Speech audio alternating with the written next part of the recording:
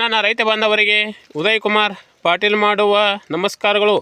ನಾನು ಇವತ್ತಿನ ದಿವಸ SNK 13,436 ಈ ಕಬ್ಬಿಗೆ ಸುಳಿ ರೋಗದ ಬಗ್ಗೆ ನಾನು ರೈತ ಮಿತ್ರರಿಗೆ ನಾನು ಪರಿಚಯ ಮಾಡಿಕೊಡತ್ತೇನೆ. ನೋಡತ್ತವಲ್ಲ, ಈಗ ನೋಡುವಂಥ ಕಬ್ಬ ನಾವು SNK 13,436 ಈ ಕಬ್ಬಿಗೆ 6ನೇ ತಿಂಗಳೊಳಗೆ ಸುಳಿ ರೋಗ ಬರೋದಂತ ಕ್ಯಾರ ನಾನು ರೈತ ಮಿತ್ರರಿಗೆ ನಾನು ಅಡ್ವಾನ್ಸ್ ಸಮಯ ಹೇಳಿದ್ನಿ. ನಂತರ ಈಗ ನಾನು ನೋಡುತ್ತಿರೋ ಕಬ್ಬ ಈ ಕಬ್ಬಿಗೆ ಒಂದು 4ರಿಂದ 5 ತಿಂಗಳಾಗೈತಿ. ಇದು ಅಡ್ವಾನ್ಸ್ ಸಮಯ ಈ ಕಬ್ಬಿಗೆ ಈಗ ಸುಳಿ ರೋಗ ಬರ್ತೈತಿ. ಮೊದಲನೇದಾಗಿ ಈ ಸುಳಿ ರೋಗ ಅಂತಂದ್ರೆ ಈ ಕಬ್ಬಿಗೆ ಸುಳಿ ರೋಗ ಯಾವ ಥರ ಬರ್ತೈತಿ ಅನ್ನೋದನ್ನು ನಾನು ರೈತ ಮಿತ್ರರಿಗೆ ನಾನು ಮೊದಲನೇದಾಗಿ ತೋರಿಸ್ತೇನೆ. ಬರ್ರಿ ಈಗ ಈ ಕಬ್ಬಿಗೆ ಸುಳಿ ರೋಗ ಯಾವ ಥರ ಬರ್ತದಂತ ಕ್ಯಾರ ತೋರಿಸ್ತಾನೆ ನೋಡ್ರಿ.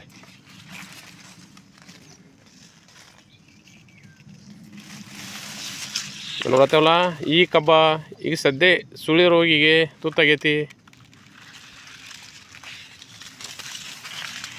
ಮೊದಲನೇದಾಗಿ ನಾನು ರೈತ ಮಿತ್ರನ ಏನು ಹೇಳ್ತಂತಂದ್ರೆ ಈ ಕಬ್ಬಿಗೆ ಅಂತಂದ್ರೆ SNK 13,436 ಈ ಕಬ್ಬಿಗೆ ಸುಳಿ ರೋಗ ಯಾವ ಥರ ಬರ್ತದೆ ಅಂತಂದ್ರೆ ತೋರಿಸ್ತಾನೆ ನೋಡ್ರಿ.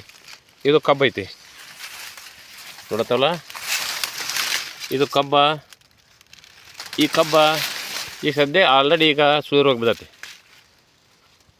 ಸುಳಿ ರೋಗ ಬೀಳಿದ್ರೆ ಏನಾಕತ್ತಂತಂದ್ರೆ ಪೂರ್ತಿ ಚೆಂಡೆಲ್ಲ ಮಂಡ್ರಿಕೆ ಆಕತಿ ನೋಡ್ರಿ. ಪೂರ್ತಿ ಅದು ಸುಳಿ ಅದು ನೋಡ್ರಿ ಎಲ್ಲ ಒಣಗಿದಂಗೆ ಆಕತಿ. ನಂತರ ಏನಾಕತ್ತಪ್ಪ ಅಂತಂದ್ರೆ ಸುಳಿ ಒಣಗಿದ ಮೇಲೆ ಅದೇನು ಆಕತ್ತಂತಂದ್ರೆ ತೋರಿಸ್ತಾನ ಬರ್ರಿ.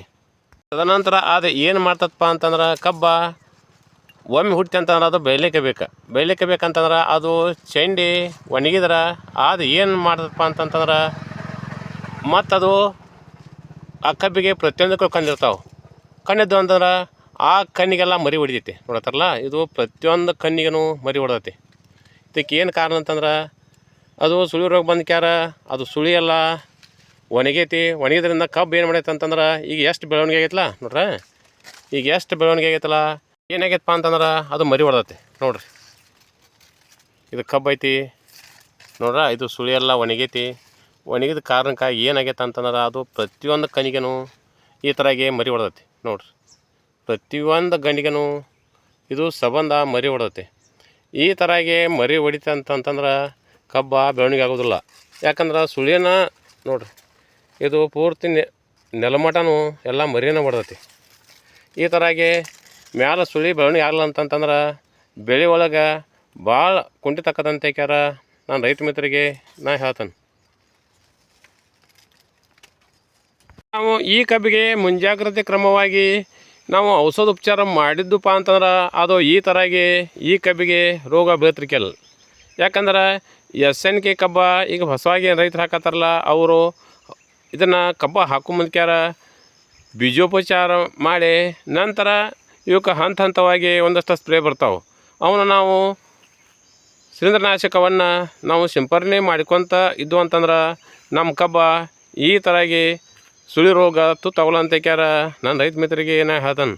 ನಾವು ಇದನ್ನು ಅಂತಂತಂದ್ರೆ ಈ ಕಬ್ಬಿಂದು ಸರಿಯಾಗಿ ಮಾಹಿತಿ ತೊಗೊಂಡ ಇದಕ್ಕೆ ಹಂತವಾಗಿ ಯಾವ ಗೊಬ್ಬರ ಕಟ್ಟಬೇಕು ಮತ್ತು ಹಂತವಾಗಿ ಇದಕ್ಕೆ ಯಾವ ಸ್ಪ್ರೇ ಮಾಡ್ಬೇಕು ಅನ್ನೋದನ್ನು ತಿಳ್ಕೊಂಡಿಕ್ಯಾರ ನಾವು SNK 13,436 ಈ ಕಬ್ಬನ್ನು ಹಾಕ್ಬೇಕಂತ ಕ್ಯಾರ ನಾನು ರೈತ ಮಿತ್ರರಿಗೆ ನಾನು ಹೇಳ್ತಾನೆ. ಯಾಕಂತಂದ್ರೆ ನಾವು ಸುಮ್ಮಗನ SNK ಕಬ್ಬ ಚಲೋ ಐತಿ, ಇದನ್ನು ನಾವು ಹಾಕೋದ್ರಿಂದ ನಮ್ಮ ಇಳುವರಿ ಚಲೋ ಆಕತ್ತಂತ ಕ್ಯಾರ ನಾವು ಹಾಕಿದ್ವು ಅಂತಂತಂದ್ರೆ ಇದಕ್ಕೆ ಏನೇ ಸುಳಿ ರೋಗ ಬರುತ್ತಲ್ಲ, ಈ ಸುಳಿ ರೋಗಕ್ಕೆ ಈ ಕಬ್ಬ ತುತ್ತಾತಂತಂದ್ರೆ ಎಕರೆದ ಇಳುವರಿಯೊಳಗೆ ಭಾಳ ಕುಂಠಿತ ಕ್ಯಾರ ನನ್ನ ರೈತ ಮಿತ್ರರಿಗೆ ನಾ ಈ ಸುಳಿ ರೋಗದ ಬಗ್ಗೆ ಮಾಹಿತಿ ಹೇಳ್ತಾನೆ. SNK ಕಬ್ಬ ಕಬ್ಬಿನಾಗ ನಮ್ಮ ಮಹಾರಾಜ ಅಂತ ಕ್ಯಾರ ನಾವು ಹೇಳ್ಬೋದು. ಯಾಕಂತಂತಂದ್ರೆ ಇದು ಕಬ್ಬ ಇಳುವರಿನೂ ಹಂಗೈತಿ ಮತ್ತು ಬೆಳೆನೂ ಹಂಗೈತಿ ಮತ್ತು ಇದು ಸಕ್ರೆ ಅಂಶನೂ ಹಂಗೈತಿ ಅಂತ ಕ್ಯಾರ ನಾನು ರೈತ ಮಿತ್ರರಿಗೆ ಈ ಕಬ್ಬಿನ ಬಗ್ಗೆ ಮಾಹಿತಿ ಹೇಳ್ತಾನೆ. ಯಾಕಪ್ಪ ಅಂತಂದ್ರೆ ಈ ಕಬ್ಬ ಅಂತಂದ್ರೆ ಈ ಕಬ್ಬನ್ನು 1 ಎಕರೆಗೆ 80 ಟನ್ ಕಬ್ಬ ತೆಗೆದು ರೈತರು ಅದಾರ. ಅದಕ್ಕಾಗಿ ಈ ಕಬ್ಬ ಇಳುವರಿನೂ ಬಂಪರ್ ಐತಿ ಮತ್ತು ಫ್ಯಾಕ್ಟ್ರಿ ಬೇಡಿಕೆನೂ ಐತಿ. ಮತ್ತು ಈ ಕಬ್ಬ ಗಣಿಕೆ ಬೀಸ ಭಾಳ ಗಣಿಕೆ ಬೀಸ ಗಡ್ತರು ಹಂಗೈತಿ ಮತ್ತು ಕಬ್ಬ ಹೈಟ್ ಹಂಗೈತಿ. ಅದಕ್ಕಾಗಿ ಈಗ SNK ಕಬ್ಬಿನೊಳಗನ ಒಂದಷ್ಟು ವೆರೈಟಿ ರೋಗ ರಹಿತ ತಿಳಿದಾವು.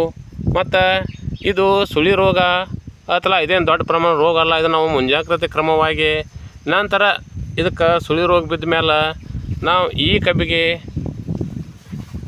ಉಪಚಾರ ಮಾಡಿದೆವು ಅಂತಂದ್ರೆ ಇದು ಬಂಪರ್ ಇಳುವರಿ ಬರೋದಂತ ಕ್ಯಾರ ನಾನು ರೈತ ಮಿತ್ರಿಗೆ ನಾ ಹೇಳ್ತಾನೆ. ಈಗ ರೋಗಿನ ಬಗ್ಗೆ ಆಯ್ತು. ಇನ್ನು ಮುಂದೆ ಈಗ ರೋಗ ಬೀಳ್ದಂಗೆ ಹೆಂಗೆ ನಾವು ಮುಂಜಾಗ್ರತೆ ಮಾಡಬೇಕು, ನಂತರ ಈಗ ರೋಗ ಬಿದ್ದ ಮೇಲೆ ನಾವು ಇದನ್ನು ಯಾವ ಥರ ನಿರ್ವಹಣೆ ಮಾಡ್ಬೇಕಂತ ಕ್ಯಾರ ನಾನು ರೈತ ಮಿತ್ರಿಗೆ ನಾ ಹೇಳ್ತಾನೆ. ಮೊದಲನೇದಾಗಿ ನಾವು ಈ ಕಬ್ಬನ್ನು ರೋಗದಿಂದ ಹತೋಟಿ ಮಾಡ್ಬೇಕಂತಂದ್ರೆ ಮೊದಲನೇದಾಗಿ ನಾವು ಏನು ಬೀಜೋಪಚಾರ ಮಾಡ್ಬೇಕು. ಬೀಜೋಪಚಾರ ಅಂತಂದ್ರೆ ನಾವು ಕಬ್ಬ ತುಳಿ ಮುಂದೆ ಈ ಕಬ್ಬ ನೋಡತ್ತವಲ್ಲ, ಈ ಕಬ್ಬಿಗೆ ಬೀಜೋಪಚಾರವಾಗಿ ನಾವು ಅದ್ರೊಳಗೆ ಕ್ಲೋರೋಪರಿಪಾಸ ಮತ್ತು ಸಾಪ ಇದನ್ನು ಈ ಪುಡಿ ಒಳಗೆ ನಾವು ಅದ್ದೆ ನಾವು ಇದನ್ನು ನಾಟಿ ಮಾಡೋದ್ರಿಂದ ಮೊದಲನೇದಾಗಿ ಬೀಜೋಪಚಾರ ಮಾಡ್ಕ್ಯಾರ ಈ ರೋಗನ ಹತೋಟಿ ಮಾಡಬೇಕಂತ ಕ್ಯಾರ ನಾನು ರೈತ ಮಿತ್ರರಿಗೆ ನಾ ಹೇಳ್ತಾನೆ. ಮೊದಲನೇದು ಬೀಜೋಪಚಾರ ಮಾಡ್ಕ್ಯಾರ ಕಬ್ಬು ತುಳಿದಾತು. ನಂತರ ಈ ಕಬ್ಬಿಗೆ 6ನೇ ತಿಂಗಳೊಳಗೆ ನಾವು ಒಂದು ಸ್ಪ್ರೇ ಮಾಡ್ಬೇಕು. ಈಗ ನೋಡತ್ತವಲ್ಲ, ಈ ಕಬ್ಬಿಗೆ ಕಬ್ಬ ಈ ಸ್ಟೇಜ್ಗೆ ಬರೋಕ್ಕಿಂತ ಮೊದಲು ನಾವು ಅಂತಂದ್ರೆ 4ರಿಂದ 5 ತಿಂಗಳು ಕಬ್ಬ ಇದ್ದಾಗ ಈ ಕಬ್ಬಿಗೆ ನಾವು ಸ್ಪ್ರೇ ಮಾಡ್ಬೇಕು. ಸ್ಪ್ರೇ ಇದಕ್ಕೆ ಯಾವ್ದು ಮಾಡ್ಬೇಕಪ್ಪ ಅಂತಂದ್ರೆ ಸಾಪ, ನಂತರ ಕ್ಲೋರೋಪರಿಪಾಸ ಮತ್ತು ಇದರ ಹಿಂಬಾಲೆ 19 ಇದನ್ನು ಮಿಕ್ಸ್ ಮಾಡಿ ನಾವು ಹೊಡೆದು ಅಂತಂತಂದ್ರೆ ಈ ಕಬ್ಬ ಮತ್ತು ಮೊದಲು ಯಾವ ಥರ ಆಗತ್ತಲ್ಲ ಆ ಥರಾಗಿ ರಿಕವರಿ ಹಾಕೋದಂತ ಕ್ಯಾರ ನಾನು ರೈತ ಮಿತ್ರಿಗೆ ನಾ ಈ SNK ಕಬ್ಬಿನ ಬಗ್ಗೆ ಮಾಹಿತಿ ಹೇಳ್ತಾನೆ. ಮತ್ತು ಇದೇನು ಭಾಳ ದೊಡ್ಡ ರೋಗವೂ ಅಲ್ಲ. ಇದನ್ನು ನಾವು ಇದು ವಾತಾವರಣದ ಅಂತಂದ್ರೆ ಶಿಲೀಂಧ್ರನಾಶಕದಿಂದ ಬರುವಂಥ ರೋಗ. ಇದನ್ನು ನಾವು ಹತೋಟಿ ಮಾಡ್ಕೊಂಡೆವು ಅಂತಂದ್ರೆ ಬಂಪರ್ ಇಳುವರಿ ಬರ್ತದಂತ ಕ್ಯಾರ ನಾನು ರೈತ ಮಿತ್ರಿಗೆ ನಾ ಹೇಳ್ತಾನೆ. ನಮ್ಗೆ ಕಬ್ಬ ಭಾಳ ಎತ್ತರ ಆಗಿತ್ತಂತಂದ್ರೆ ಕಬ್ಬು ಹಾಕಿರುತ್ತಂದ್ರೆ ನಾವು ಕೈಲಿ ಸ್ಪ್ರೇ ಮಾಡೋಕೆ ಬರುತ್ತೆ. ನಂತರ ಕಬ್ಬು ಭಾಳ ಎತ್ತರ ಆಗಿತ್ತಪ್ಪ ಅಂತಂದ್ರೆ ಇದನ್ನು ಡ್ರೋನ್ದಿಂದ ನಾವು ಇದನ್ನು ಸ್ಪ್ರೇ ಮಾಡೋದ್ರಿಂದ ಈ ರೋಗನ ಸಂಪೂರ್ಣವಾಗಿ ಹತೋಟಿ ಮಾಡ್ಬೋದು ಅಂತ ಕ್ಯಾರ ನಾನು ಈ ವಿಶೇಷ ಮೇಲೆ ನಾ ಹೇಳ್ತಾನೆ.